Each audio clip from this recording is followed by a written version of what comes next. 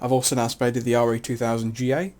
So I'm going to bring you some footage of me getting this thing from stock to spaded as I did with the previous one, but also with this video I'll include a review, or my impressions at least, of the aircraft, having flown both versions of them now and spaded both of them. So first things first, is this a turn fighter or more of a boom and zoom aircraft?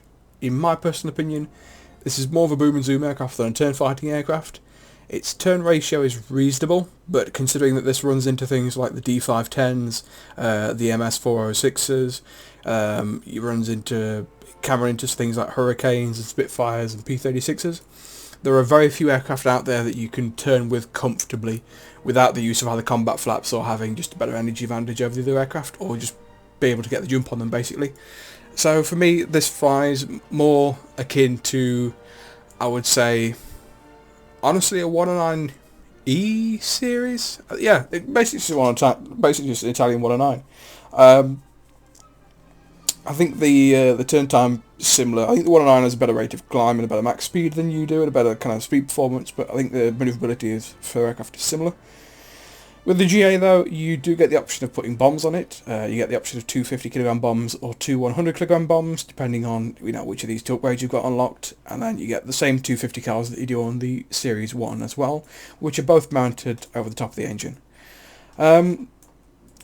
With regards to how I've played them to get the most out of them, as I said, mainly boom and zoom tactics. I try to avoid turning with aircraft wherever possible, unless the aircraft that I'm turning with I can visibly see is perhaps low on energy or isn't capable of manoeuvring with me for one reason or another, or if it's just maybe if it's an aircraft that's occupied, especially aircraft that are busy with someone else that are tunnel visioning and won't break off because they've seen you come in. You can easily get kills off those.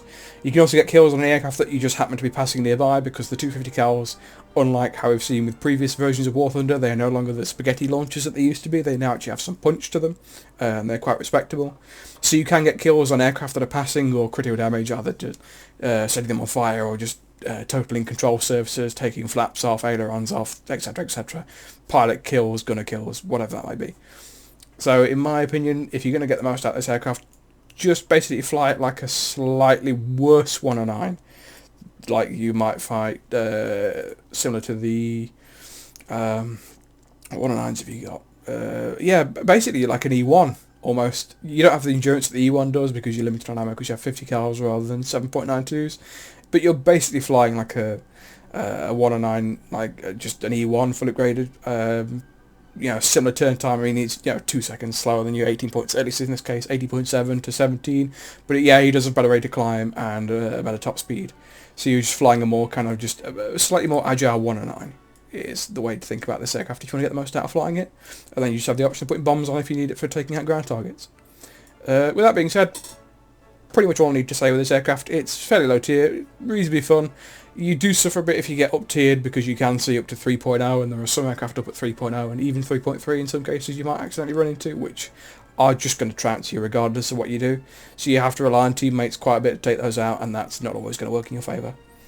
Regardless of that, it's a nice aircraft. I've enjoyed flying both of them, and I'm looking forward to being able to move on to another aircraft at the same battle rating, that being the Breda 88. I've already done a bit of research into this, and it should be quite a fun experience, but we'll see. Haven't quite got there yet. I've only just researched it after spading this aircraft, quite conveniently timed. So yeah, semi-review out of the way. I'll let you guys watch the action that I've got with this aircraft. I'll edit it the same way that I did with the previous video, just this time you see, of course, the review prior to it, and you'll see what I got up to flying the Re.2000 GA. So yeah, with that being said, thanks so much for watching guys, and I will see you next time.